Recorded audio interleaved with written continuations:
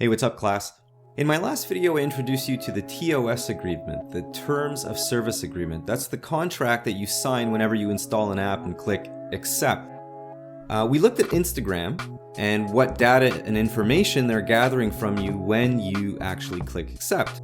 In today's video, we're going to look a little bit at TikTok, we're going to look a little bit at Snapchat, but most importantly, I'm going to talk to you about some conclusions that we can draw from knowing this information.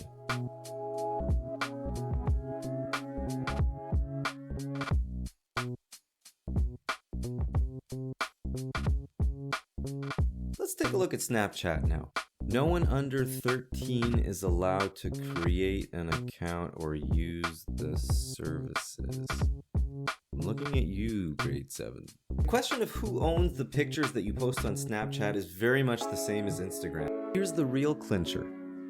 To the extent it's necessary when you appear and create, upload, post, or send public content, you also grant Snap Inc. and affiliates or business partners, blah, blah, blah, blah, blah, a perpetual right and license to use your name, likeness, and voice, including in connection with commercial or sponsored content. In other words, they own the voice that you put out in your stories. They own the likeness, how you look in your face, because you posted it on Snapchat and they own that as public content.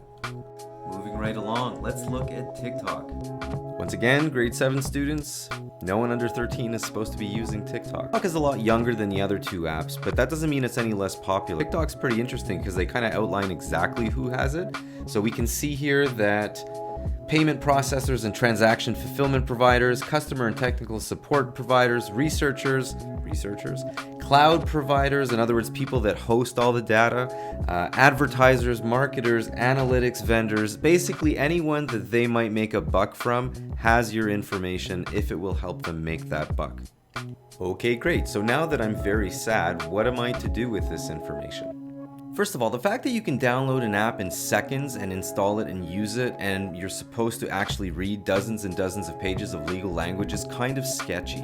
In other words, the way that we download, install, and use apps is broken, and that's where you come in. The future leaders of tomorrow, I hope that you fix this. There's also a great saying that this whole thing reminds me of that's usually attributed to some forum a long time ago that says, if you can't identify the product being sold, then you are not the customer. You are the product. All of this information is kept, logged, and stored. Even though you might not remember the picture you took 2 days ago, Instagram will. And if they have a reason to sell it to make some money, they're gonna do it. The message I want to get across here is that we need to think a little bit more critically before we start using these applications. Ask yourself questions before you agree, before you post, before you accept. What could be the consequences of sharing this picture? What could be the consequences of using this app? What am I agreeing to here? Do I really want this company to have my information?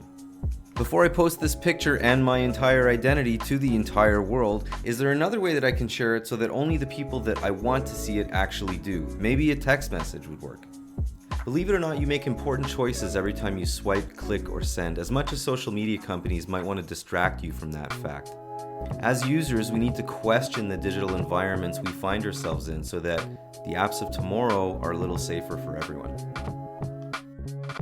Hey everybody, thanks for watching. If you like this style of video where I teach you a little bit about what we take for granted about the internet, let me know, stop me in the hall, leave a comment, or message me on Teams. Having students think a little bit more critically about what they do online is something that I'm really passionate about, and I really hope to create more videos like this. In the meantime, post carefully and scroll safe.